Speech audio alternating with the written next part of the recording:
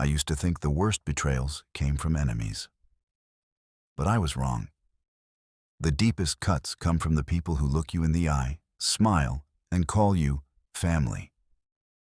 Before I tell you how my son-in-law tried to hijack my credit score for his loan, and how the bank meeting turned into his public humiliation. Make sure you stick around until the end.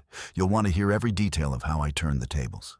It started on an unremarkable Tuesday morning. My phone lit up with Daniel's name, my son-in-law. Normally, I'd brace myself for whatever favor he needed this time. A temporary loan, help fixing his car, maybe babysitting so he and my daughter could have a much-needed weekend getaway.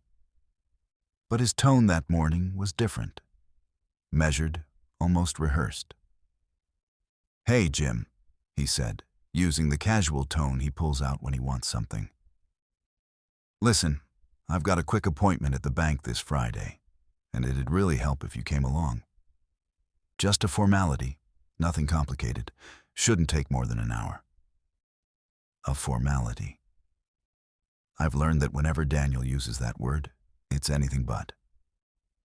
"What kind of appointment?" I asked. "Oh, just some loan paperwork. They require a family member with a strong credit profile to be present. You've got one of the best scores in the family, so..." He trailed off like the rest didn't need saying.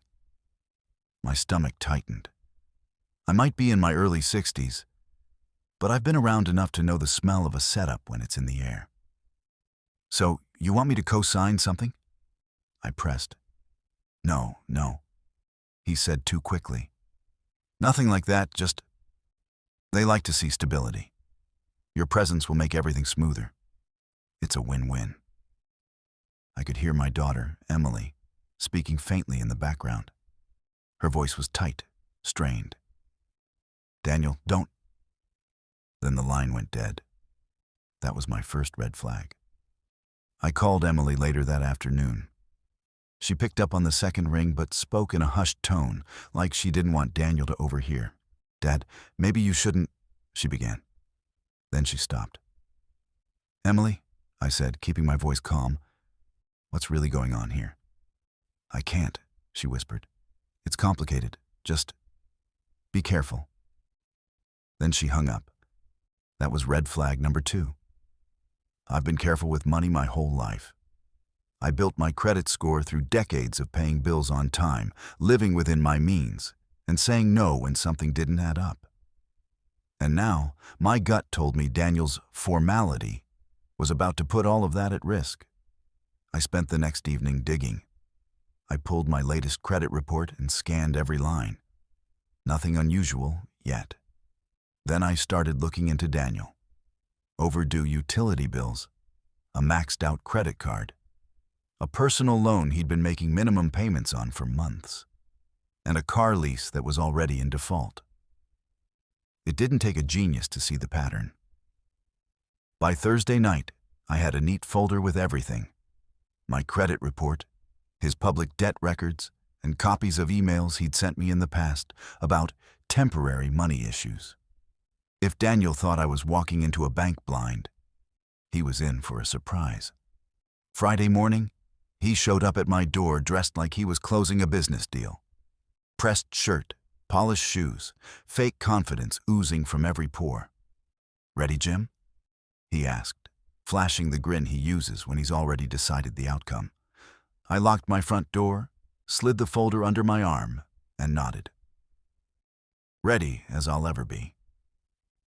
The bank sat in the center of town, its glass facade gleaming in the winter sun. Inside, a sharply dressed loan officer greeted us with a smile and led us to a private office. She shook my hand firmly, then turned to Daniel. "So you're here for the small business loan?" she asked. "Yes," Daniel said smoothly. "And this is my father-in-law, Jim. He's got an excellent credit profile, so we're all set." I raised an eyebrow, but said nothing, for now. The officer began flipping through paperwork, outlining terms that made my pulse quicken. A $95,000 loan, 5-year repayment, collateral based on the combined creditworthiness of the applicant and the co-applicant. Co-applicant. There it was. I leaned back in my chair and let Daniel keep talking. He spoke about his business expansion, his solid financial track record, and his supportive family. He didn't know I'd been quietly reading the fine print, every line confirming what I had suspected. If he defaulted, the bank would come after me. When the officer slid the pen toward me, I didn't reach for it. Instead, I opened my folder and laid out the first sheet. Daniel's outstanding debts, neatly highlighted. Before we proceed, I said evenly, I think there's some context missing here. Daniel froze. The officer looked puzzled. These, I continued, tapping the papers, are the accounts Daniel currently owes on. This one, I pointed to the largest balance, is already in collections. And according to public records, his car lease is in default as of last month. The officer's smile faltered. Daniel's face turned pale. Jim, he said through gritted teeth, we talked about this. No, I cut him off. You talked, I listened. And now I'm making sure the bank has the full picture before they tie my credit to yours. The room went silent, except for the faint hum of the HVAC. The loan officer slowly closed the file in front of her. Mr. Collins, she said to Daniel, I'm going to need to pause this application and run some additional checks. Daniel shot me a look that could strip paint. I just sat back, calm, steady, knowing the tide had turned. And that, my friends, was just the opening move. Daniel's jaw tightened, and for a long moment, I thought he might actually try to salvage the conversation with some half-baked excuse. Instead, he leaned forward, planting both palms on the desk like he could intimidate the loan officer into forgetting what she'd just heard. Look, he began, his voice dripping with forced charm. Jim's just overly cautious. That stuff he mentioned, it's old news, cleared up months ago, isn't that right, Jim? I met his stare without blinking. If by cleared up you mean still outstanding as of last week, then sure. The officer glanced between us, clearly uncomfortable. She pulled Daniel's file closer and began flipping through the notes on her screen. Mr. Collins, some of these accounts are reported within the last 30 days. That's not exactly old news. Daniel shifted in his seat. His confidence was starting to crack, but he wasn't giving up without a fight. I just need a little boost to get the business over the hump, he said. Jim's always been supportive, haven't you, Jim? It was a statement, not a question. A reminder of the years I'd been his safety net. But that safety net had frayed, and I wasn't about to weave it back together. Support doesn't mean sacrificing my own financial security, I replied evenly, especially when I'm kept in the dark about the risks. The officer cleared her throat. Gentlemen, if we can't proceed on mutual agreement, I'm going to have to suspend this application. I'll also need to note that the co-applicant— I'm not a co-applicant, I interrupted. Her eyebrows rose. You're listed here as one. I turned to Daniel. You already filled out the paperwork with my name? He gave a dismissive wave. It's just how the process works. They need the forms started before the meeting. No, I said, my voice hardening. It's how fraud works. The word hung in the air, heavy and impossible to ignore. The officer's pen froze mid-note. Daniel's face flushed red. Jim, don't throw words like that around. You put my name on a financial agreement without my consent. That's not a misunderstanding. That's deliberate. The officer pushed back from the desk, her professional smile gone. Mr. Collins, I'm going to have to end this meeting. This situation requires review by our compliance department. Daniel's composure shattered. He stood abruptly, pointing a finger at me. Do you have any idea what you've done? This was for our family. For Emily. You're sabotaging us. I rose to my feet, slow and deliberate. No, Daniel. You've been sabotaging yourself for years. I'm just making sure you don't drag me down with you. We walked out of the office in tense silence, the loan officer's eyes following us like she was half expecting a fistfight. Out in the cold air, Daniel's words came faster, sharper. You think you're some kind of hero, don't you? You just embarrassed me in front of a bank I've worked with for years. I stopped on the sidewalk and faced him squarely. Embarrassment is when you trip over your own feet. This was exposure. You got caught trying to use me. He glanced around, lowering his voice. Emily doesn't know all the details, and she doesn't need to. If she finds out, she already suspects something, I said, watching his eyes widen. That's why she told me to be careful. For the first time since I'd known him, Daniel looked small. The swagger was gone, replaced by something closer to panic. If you tell her, she'll leave, he said quietly. That's between you and her, I replied. But you should know this. I'm done being your fallback plan. I turned and started toward my truck, but his voice followed me. You think you can just walk away from this? I've got connections, Jim. People who... I stopped and looked over my shoulder. So do I. Only mine aren't interested in bailing me out of bad choices. When I got home, the adrenaline was still humming in my veins. I set the folder of documents on my kitchen table and stared at it for a long time. Part of me wanted to burn it, to be done with the whole mess. But another part, call it instinct, told me I might need it again soon. Sure enough, my phone buzzed within the hour. It was Emily. Dad, what happened at the bank? Daniel came home furious. I took a breath. What did he tell you?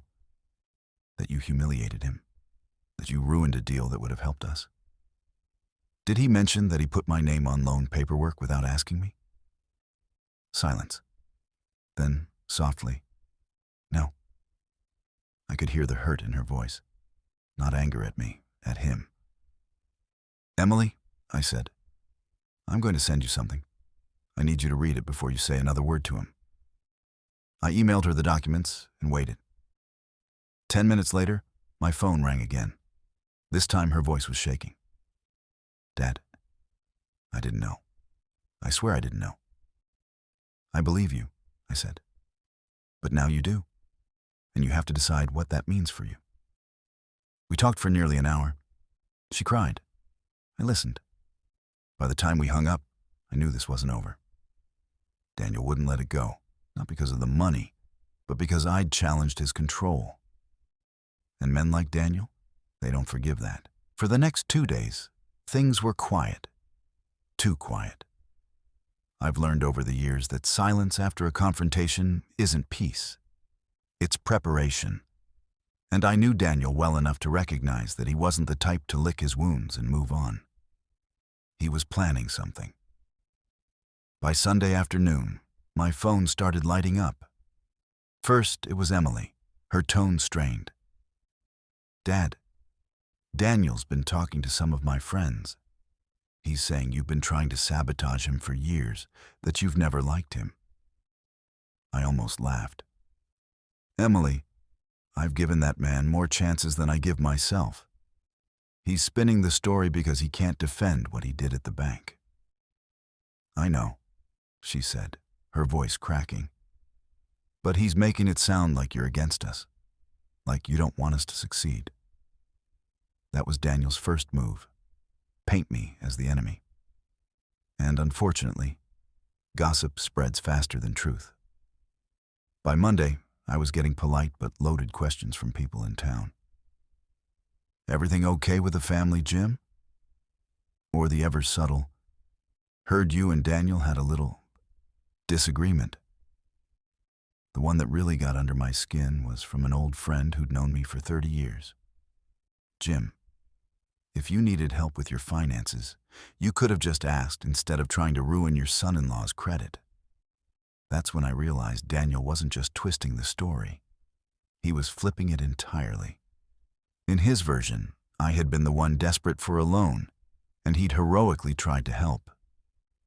Until I supposedly sabotaged myself out of pride. That was his second move. Rewrite the narrative before I could tell my side. I could have gone to everyone and shouted the truth, but I knew that would make me look defensive. And men like Daniel thrive when they can drag you into the mud. So I stayed calm. I let him think I was doing nothing. Meanwhile, I was documenting everything. Every text, every email, every witness who could back up what really happened at the bank. I called my friend Paul, a lawyer who'd helped me with a property dispute years ago, and filled him in. He didn't even let me finish before he said, "Do not meet with him alone, and do not engage unless it's in writing. I'll draft something for you." On Wednesday, Daniel made his third move. He came to my house. I was in the garage working on the truck when I heard tires crunching on the driveway. He stepped out of his car like he owned the place, wearing that smug half-smile that had always made my skin crawl. "Jim," he said, strolling up, "we need to talk." I wiped my hands on a rag. "If it's about the bank, there's nothing left to say."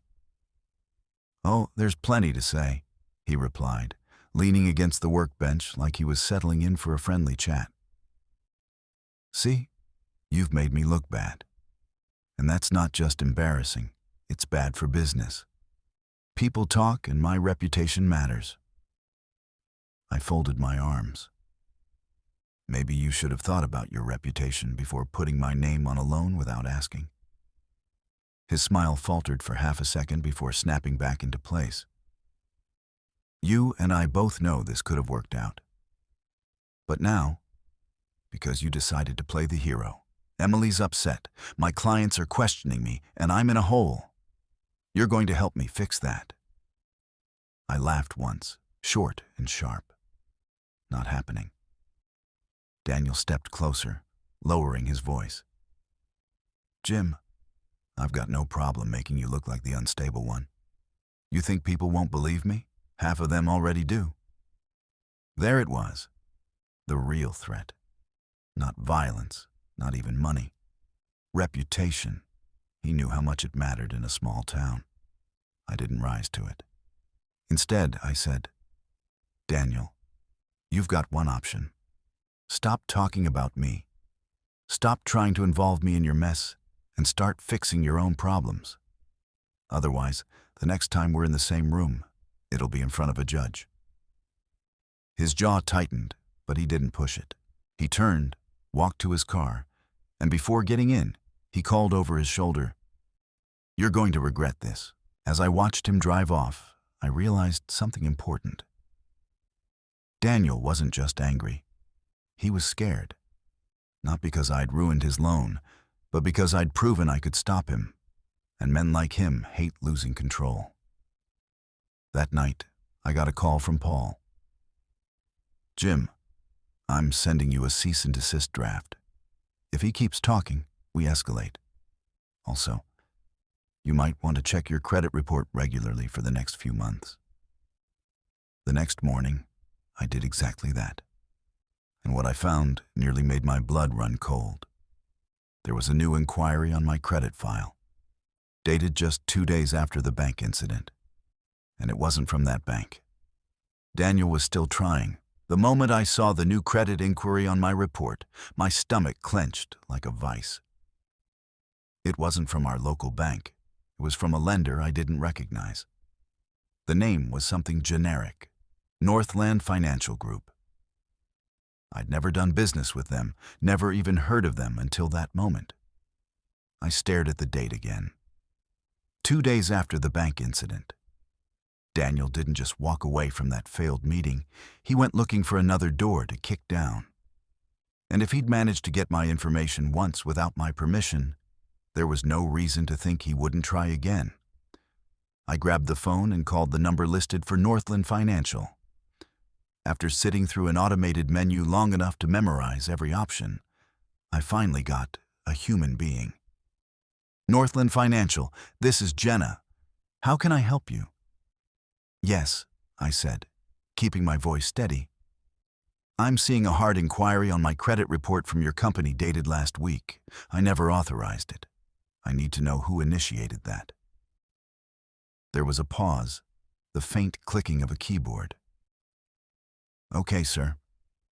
I do see an application here under your name. It was submitted in person at our branch in Crestwood. Crestwood, 30 miles away. And who submitted it? I asked. Another pause, this one longer. Sir, the application lists you and a co-applicant named Daniel Collins. Does that name sound familiar? I almost laughed at the absurdity. Yes, that's my son-in-law, and he had no authorization to submit anything with my name on it. I understand, Jenna said cautiously. Unfortunately, the form appears to have your signature on it. My grip on the phone tightened. That's impossible. I haven't signed a single thing for him. I'm going to escalate this to our fraud department, she continued, her voice taking on a formal tone. They'll likely need you to submit a sworn statement and possibly a copy of your ID to confirm the forgery. By the time I hung up, my hands were shaking. Not from fear, but from the cold, sharp edge of anger. Daniel hadn't just crossed a line. He'd sprinted past it. I called Paul, my lawyer friend, and told him everything. Jim, he said immediately, this is no longer just about protecting your credit. This is criminal. We're talking about attempted identity theft, forgery, maybe even fraud, depending on how far he's taken it. You need to file a police report today. 2 hours later, I was sitting in a small, fluorescent-lit office at the police station, explaining to a detective how my own son-in-law had tried to use my identity for a loan. Twice. I handed over copies of the bank documents from last week, the new credit inquiry, and my notes from the call with Northland Financial. The detective, a woman named Harper, listened without interrupting. When I finished, she tapped her pen on the folder. Mr. Carter, we've seen schemes like this before, but usually it's from strangers. Family cases are messier. That said, if the signature on this new application is proven to be forged, we're dealing with a felony. I signed the statement, and Harper promised to contact the lender for the physical copy of the application. Before I left, she gave me her card. If he contacts you again, directly or indirectly, I want you to log it. Time, date, method, everything. Understood? Understood. That night, I sat in my living room with the folder on my lap, the weight of it heavier than the paper inside. I thought about Emily. What she knew, what she didn't, and what it would do to her when she found out her husband wasn't just reckless, but criminal. Around 9 p.m., my phone buzzed. It was a text from an unknown number. You think you can run to the cops and win? You're in over your head, old man. No signature. Didn't need one. I took a screenshot, saved it, and forwarded it to Detective Harper with a single line. From Daniel, 9:02 p.m. She responded within minutes. Log it. Don't respond. I didn't. But that didn't mean I sat idle. I called Emily the next morning. Emily, there's something you need to hear from me before you hear it from anyone else, I said. Dad, what's wrong? Daniel submitted another loan application with my name on it, this time to a different lender, without my permission. The police are involved. The silence on the other end was sharp and painful. Then came her voice, barely above a whisper. Tell me you're joking. I wish I was. I could hear her breathing, shaky and uneven. He told me you were trying to ruin him, that you'd never forgive him for the business loan. This isn't about forgiveness, Emily. It's about the law. And right now, the law is on my side. She didn't say much after that, just, I need some time. When I hung up, I knew what that really meant. She was starting to see him for who he truly was, but it was going to cost her. As for me, I wasn't waiting around for Daniel's next move. I'd already seen how far he was willing to go.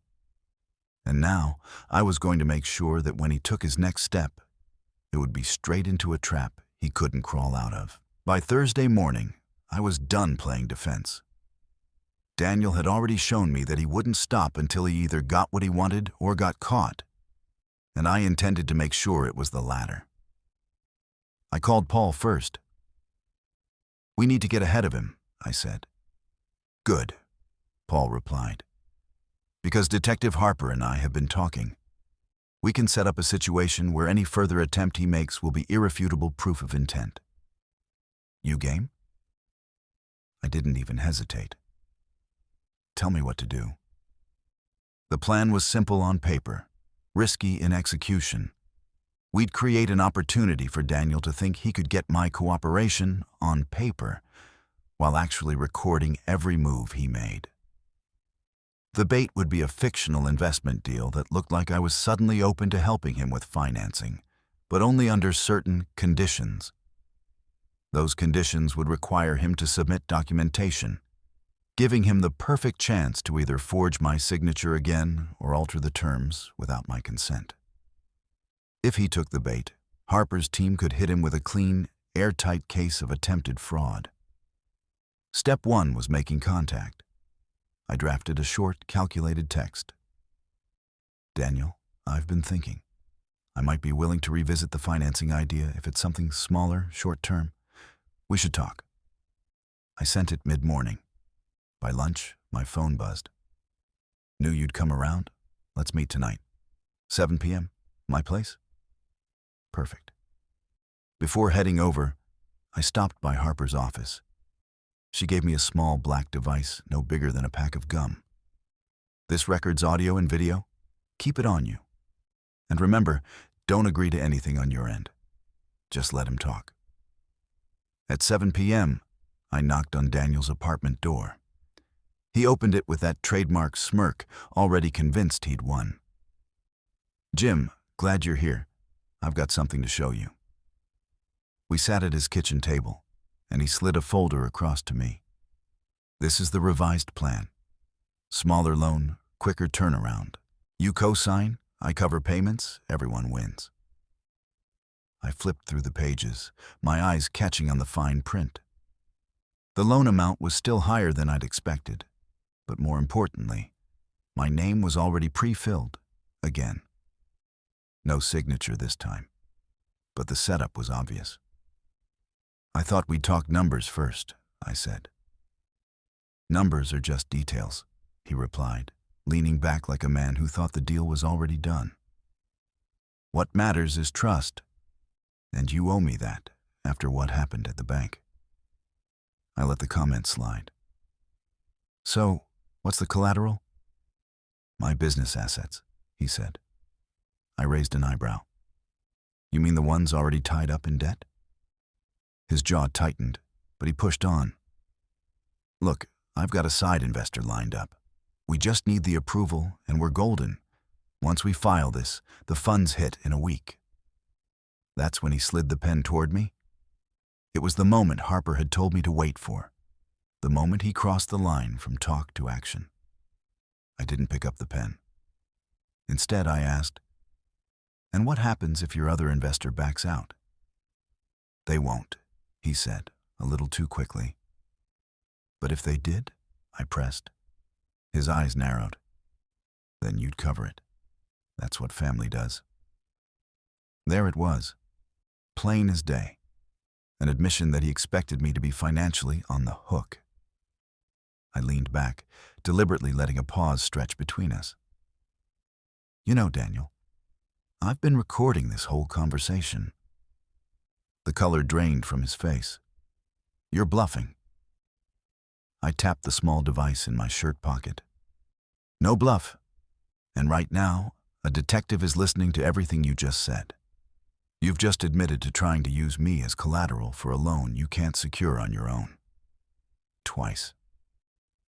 He laughed nervously. You can't prove anything? I stood, sliding the folder back to him. Maybe not before tonight. But once they match your handwriting, the forms, and the credit inquiries, you're done. His voice rose as I walked to the door. You think you can get away with setting me up? I turned back just once. No, Daniel. I think you just set yourself up. By the time I got to my truck, Harper had already texted, "Got it all. We'll move on this fast." That night, I didn't sleep much. Not from worry, but from the strange, quiet relief of knowing the endgame was finally in motion. Daniel thought he'd been playing chess. Turns out, he'd been playing checkers the whole time. By Saturday morning, I had a voicemail from Detective Harper waiting on my phone. "Jim, it's Harper. We've got enough to proceed. I'll be visiting Mr. Collins today with a couple of uniformed officers. You might want to keep your phone close." I replayed it twice, letting the words sink in. For the first time in weeks, I felt the knot in my stomach loosen. Just a little. This wasn't over, but we were finally moving from defense to offense. Around noon, my phone buzzed again. This time it was a text from Emily. "Dad, police are at our apartment. What's going on?" I called her immediately. She answered in a whisper. "They just showed up with a detective. They're talking to Daniel in the living room. He looks scared." In the background, I could hear Harper's calm, measured tone. "Mr. Collins, we have evidence you submitted financial applications under another person's name without their consent. That's a serious offense. We'd like you to come with us voluntarily to discuss this further." Daniel's voice was defensive, shaky. "I didn't submit anything. It was just a draft, just paperwork." Harper didn't miss a beat. "Mr. Collins, the lender's records, combined with your own statements, say otherwise. And we have an audio recording from 2 nights ago where you outline your intent to proceed." There was a long pause, followed by the sound of movement. Emily's voice came back, low and tense. "They're taking him. He's going with them." I stayed quiet for a moment, letting her breathe. "Emily, I know this is a lot, but this was the only way to stop him from doing worse, not just to me, but maybe to you too." She didn't argue, just said, "I need time," before hanging up. An hour later, Harper called me directly. "We've booked him for questioning. He's not under formal arrest yet, but the charges we're looking at include attempted identity theft, forgery, and fraud. Depending on how the DA wants to play it, he could be facing real time." "What happens now?" I asked. "Now, we see if he wants to cooperate or fight. If he fights, we move to indict. If he cooperates, he might take a plea. But even then, it'll be on record. Either way, he won't be able to touch your credit or anyone else's for a long time." That evening, I got another call. This one from Paul. "He's been calling around, Jim. Not to you, but to mutual acquaintances. He's trying to spin it as a misunderstanding, but the tape you made has him cornered. No one's buying it." I thought back to the Daniel I'd first met, a man who was confident, charming, and always talking about his big plans. Now that image was crumbling. The more he tried to control the story, the more desperate he looked. On Sunday, Emily came over. She looked pale, her eyes red from crying.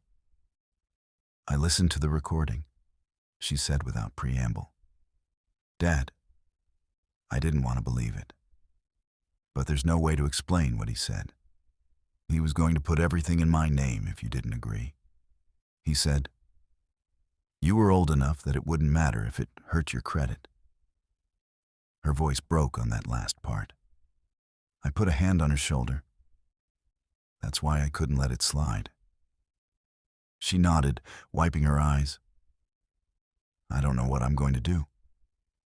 But I know I can't keep living like this. Monday morning, Harper called again. Jim, he's lawyered up. That means we're going forward. His attorney's already fishing for a plea deal, which tells me they know the evidence is bad for them. Later that day, Paul dropped by with a stack of papers. This is to secure your accounts and put legal restrictions in place so no one can open credit in your name without in-person verification. After what's happened, you need to treat your financial security like a fortress. By the time the sun went down, I felt something I hadn't felt since the first phone call from Daniel, the solid ground of control. He'd been chipping away at my defenses for years, slowly eroding trust and boundaries.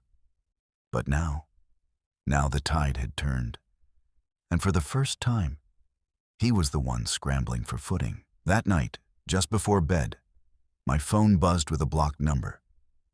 Against my better judgment, I answered. A voice I knew too well came through, low and venomous. You think this is over, Jim? You've made a mistake. I didn't even flinch. No, Daniel. I made a choice, and it's the one that's going to keep you from hurting anyone else. I hung up before he could say another word. By Wednesday morning, the story was out. I was sipping my coffee, scanning the local paper, when a headline on the second page caught my eye.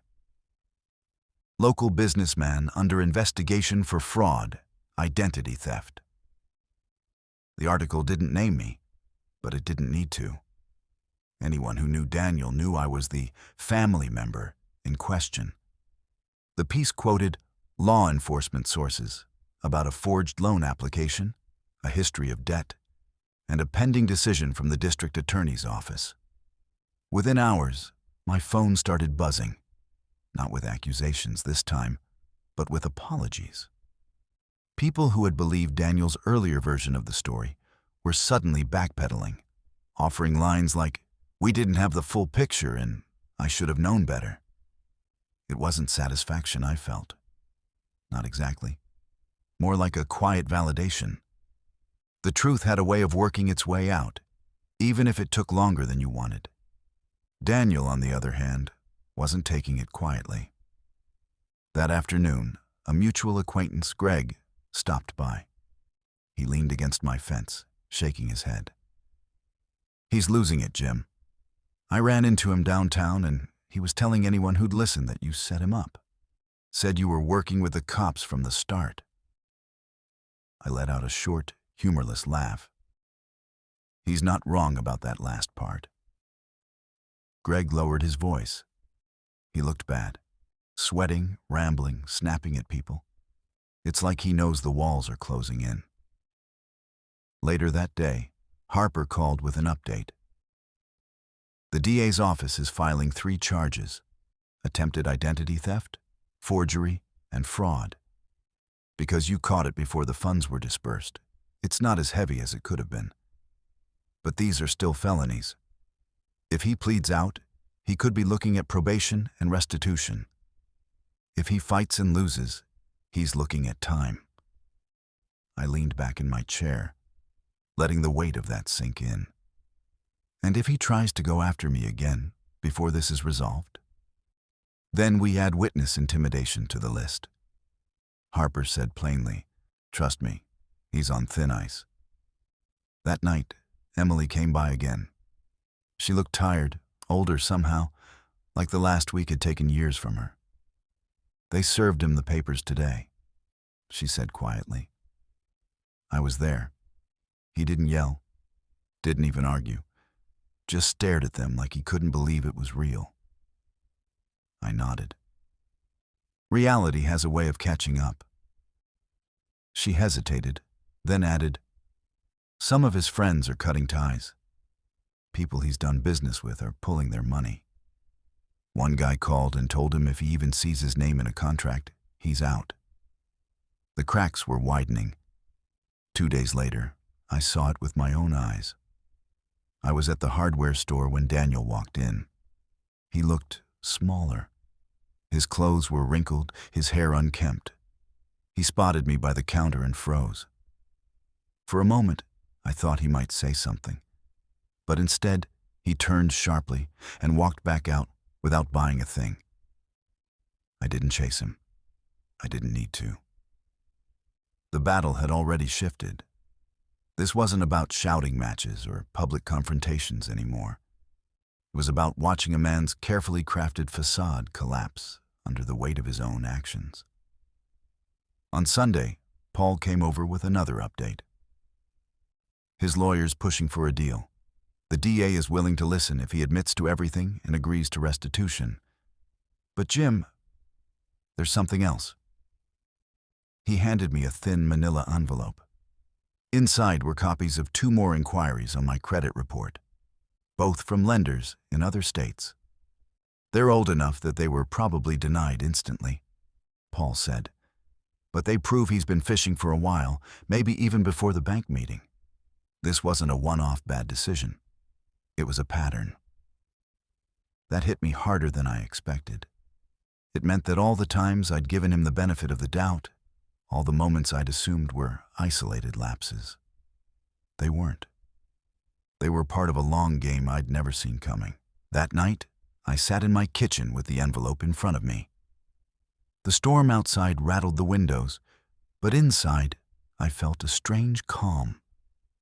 Daniel's image was crumbling in public, the law was circling, and Emily was slowly, painfully disentangling herself from his mess. It wasn't over. Not yet. But for the first time, I could see the finish line. By Monday morning, the plea negotiations were in motion. Harper called me first thing. Jim, his lawyer's in talks with the DA. They're trying to get the charges reduced in exchange for a full admission and restitution. The sticking point is the length of probation. They want 1 year, the DA's pushing for 3. Does restitution cover me? I asked. Every cent of legal costs, plus credit monitoring for 5 years, Harper confirmed. It's one of the non-negotiables. It was strange, hearing it laid out like a transaction. Daniel's weeks of scheming, the damage to my reputation, the stress he'd put on Emily. All of it distilled into bullet points and signatures. That afternoon, Emily called. Her voice was steadier than I'd heard in a while. "Dad, I've made a decision," she said. I waited. "I'm filing for separation. Maybe divorce, depending on how this plays out." I closed my eyes for a moment, letting the weight of her words sink in. "You're sure?" "Yes. I can't live like this anymore. Always wondering what's real and what's a lie. And now, seeing it in black and white, I can't unsee it." There was no triumph in hearing her say it. Just relief that she was finally stepping out of the shadow he'd cast over both our lives. That evening, Paul stopped by with an update from the DA. They're going to offer him the deal tomorrow. He takes it, he gets 3 years probation, full restitution, and a fraud flag on his credit file for a decade. He refuses, and they take it to trial with the recording, the forged forms, and the credit inquiries. Either way, he's not coming out clean. I asked him the question that had been sitting in the back of my mind. "Do you think he'll take it?" Paul didn't hesitate. "He will, because a trial means public testimony, and the last thing a man like him can handle is the whole town hearing exactly how he operates." The next day, Emily texted me from the courthouse. He took the deal. Just like that, it was official. Daniel was a convicted felon, albeit one on probation. But the damage to his life was permanent. The plea deal barred him from holding any financial power over another person for 10 years, and the restitution meant every dime he'd cost me would be paid back, one way or another. But the victory was bittersweet. That night, Emily came over. sitting at my kitchen table with a cup of tea she barely touched. "He didn't even look at me when it was over," she said. "Just signed the papers and stared straight ahead like it was all happening to someone else." "That's who he is," I said quietly. In his mind, none of this was his fault, and it never will be. She nodded slowly. "I know. That's why I have to walk away. For good this time." We talked for a while longer about logistics, about what she'd need to do to protect herself legally and financially. When she left, I felt a deep, tired satisfaction. Not because Daniel had been punished, but because Emily was finally free to rebuild without him dragging her under. 2 days later, I got a final call from Harper. "Jim, your case file's officially closed. He's on probation, your credit's flagged for extra security, and the lenders involved have added his name to their internal watch lists. He's going to find it very hard to pull anything like this again." After I hung up, I stood by the window for a long time, watching the light fade over the trees. The fight was over. The boundaries were in place. Daniel could no longer touch my finances, my reputation, or my life. It wasn't the ending I'd imagined when I first met him years ago, shaking his hand at Emily's engagement party. But it was the ending that needed to happen. And for the first time in months, I slept through the night without waking up to check my phone. The first restitution check arrived on a Thursday. Certified mail, return receipt requested, the envelope addressed in a handwriting that wasn't Daniel's. I set it on the kitchen table and just looked at it for a while. Money wasn't the point. The point was that the harm had a paper trail now, and the paper trail led back to him. Emily called that evening. "I found a short-term place," she said. "Month to month. It's small, but it's mine." There was a lightness in her voice I hadn't heard since before the wedding. "The landlord said I could bring the dog." She didn't have a dog. Not yet. It was Hope talking. I helped her move on Saturday. 3 trips in my pickup, boxes labeled with a carefulness that felt like an apology to herself for all the chaos. Dishes wrapped with newspaper, a box of books that still smelled like the life she'd planned. A framed photo of her at 20 in a cap and gown. She hesitated at the last box. Kitchen knives, still in their wedding gift block. "Take what's yours," I said. "Leave what ties you to him." She left the knives. She took the coffee mugs.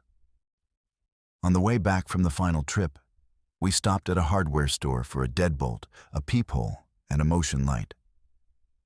I drilled the holes while she held the flashlight, shoulders squared like a person stepping into weather they knew they could handle. When we were done, she hugged me too long and said, "I'll bring you coffee in the morning. No arguing." I didn't. On Monday, I had an appointment at the bank with the branch manager. She shook my hand with a grip that said she'd rehearsed this apology. "Mr. Carter, we've reviewed internal procedures. Additional verification steps are now required for any application that lists you as a co-applicant. In fact, we've added a note on your profile, in person only, with a verbal passphrase."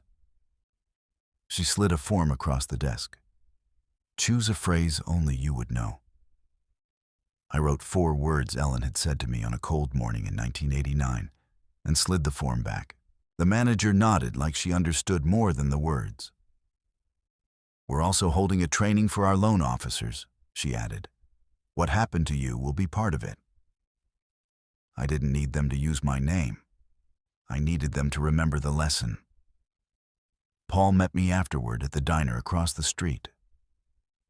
"2 quick things," he said, stirring his coffee. "1, the credit bureaus confirmed your extended fraud alert. That forces human verification for new credit lines for 7 years. 2, the DA wants a victim impact statement on file before they finalize restitution terms." He paused. "Doesn't have to be dramatic, just specific." Specific, I could do. I wrote that night at the kitchen table under the lamp that used to be Ellen's. Line by line, the hours on hold with lenders cleaning up inquiries I never authorized. The conversations with neighbors who'd believed Daniel before they believed me. The way Emily's voice had changed when she realized what was true. I didn't use adjectives. I used dates and numbers. Word traveled through town in its usual way. Slow, then all at once. At the grocery store, the cashier who'd once asked with a smile how my entrepreneur son-in-law was doing, now rang up my bread and said, "We're with you, Mr. Carter." At church, the usher who loved Daniel's stories about deals avoided my eyes. People who'd been loud were quieter. People who'd been quiet said hello. On Wednesday, Harper called. "He's complying so far," she said. "First checkout, no contact order observed. Probation intake next week." Her tone was professional, but warmer than it had been at the start. I know this doesn't feel like winning. Most of these cases don't. But you built a fence he can't climb. That night, a mutual acquaintance texted, "He's telling people he pleaded to protect Emily. Says he took the fall to keep her out of it." I read it twice, let the old anger flare and pass. Men like Daniel rewrote history as they went. The sentences never stuck to the page. I saved the message and didn't answer. Emily came by Saturday morning with coffee as promised, hair pulled back, keys on a lanyard that still had his office badge clipped to it out of habit. She dropped it in my trash without looking. "I changed my number," she said. "New email, too. HR set me up with identity monitoring through work." She glanced at the envelope on my table. "Is that from restitution pool?" I said. "Through the court." She nodded, relief passing over her face like a small, warm wind. We spent the rest of the morning doing ordinary things. Tightening a cabinet hinge that had loosened over the years, rehanging a picture that had listed to one side since the last time someone bumped it with a shoulder. Ordinary felt like a luxury. When she left, I drove to the post office and rented a P.O. box. It was overkill, maybe.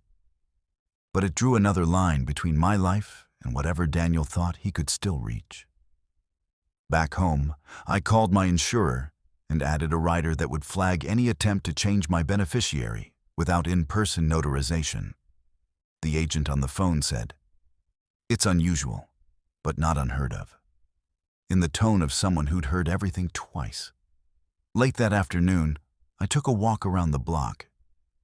The air had that early evening weight it gets in late fall, the sky the color of an old coin. A neighbor I barely knew stopped raking and said, "Heard about what happened? My brother went through something like it. Took him years to admit it." I nodded. He didn't ask for details. I didn't offer any. Some stories are lighter when they stay between the people who lived them. Back at the house, I finally opened the envelope. A money order, official as a tax stamp, with my case number typed neatly in the corner. I set it next to the victim impact statement without touching it, the way you set down a tool you're not finished with yet. Near sunset, Emily texted a picture. Her new living room, a hand-me-down couch, a small rug, a plant in a chipped pot catching the last light of the day. "It's not much," she wrote, "but it's mine." I stared at the photo until the screen dimmed, then saved it to a folder I'd named simply Today. Before bed, I checked my front door, the windows, the motion light's small red eye. Old habits, older instincts. The house sounded different now that the crisis had dropped its voice. A deeper quiet, not the brittle kind that breaks if you breathe wrong. I sat at the table, turned the restitution money order face down, and picked up a pen to sign the last page of the fraud alert paperwork. The pen scratched steadily across the paper. Somewhere in another part of town, a man I'd once called family was learning how silence feels when it isn't power. when it's just the space other people leave where your voice used to sit. The porch light clicked on, a squirrel or the wind. I set the pen down and listened to the house settle, the old wood giving small, honest sounds in the dark. The moment I stepped into the bank's cold, marble-floored lobby, I knew something was off. Mark was already there, leaning against the counter with that smug grin he always wore when he thought he was about to outsmart someone. His wife, my daughter, sat stiffly in one of the waiting chairs, arms crossed, looking anywhere but at me. The loan officer, a tall man with a neat beard and a stack of files under his arm, motioned for us to follow him into his office. Mark wasted no time. He launched into his rehearsed speech, painting himself as the victim of unfortunate circumstances, and claiming that his loving father-in-law had graciously agreed to co-sign his loan. Every word was laced with that fake humility he used when he wanted something. The officer nodded along, flipping through the file until he stopped. "Sir," the officer said, looking at me over the rim of his glasses, "before we proceed, I need to confirm something. This authorization form, it doesn't have your signature." Mark's grin faltered. "Of course it does," he said, leaning over the desk. "Must be a mistake." "It's not a mistake," I said calmly, keeping my eyes on Mark, "because I never signed it." The room went quiet. The officer cleared his throat, turning the file toward Mark.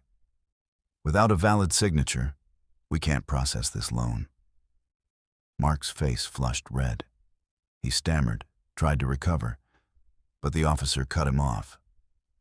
"Additionally, forging a signature on a financial document is a criminal offense. I'll need to file a report." That's when Mark's confidence cracked. He glanced at my daughter, silently pleading for her to back him up. She didn't. She just stared at the floor, her cheeks pale. I stood, sliding my chair back deliberately, slowly. "I told you, Mark," I said, my voice low but clear enough for the officer to hear. "You don't mess with my name. You don't mess with my credit. And you definitely don't mess with my family's trust." The officer picked up the phone, his tone clipped as he began speaking to someone in security. Mark tried one last desperate smile, but I'd already turned my back on him. My daughter followed me out, silent, her heels clicking on the polished floor. As we stepped outside into the bright afternoon, I didn't look back. Inside, I knew Mark's little game had just come to a very abrupt end.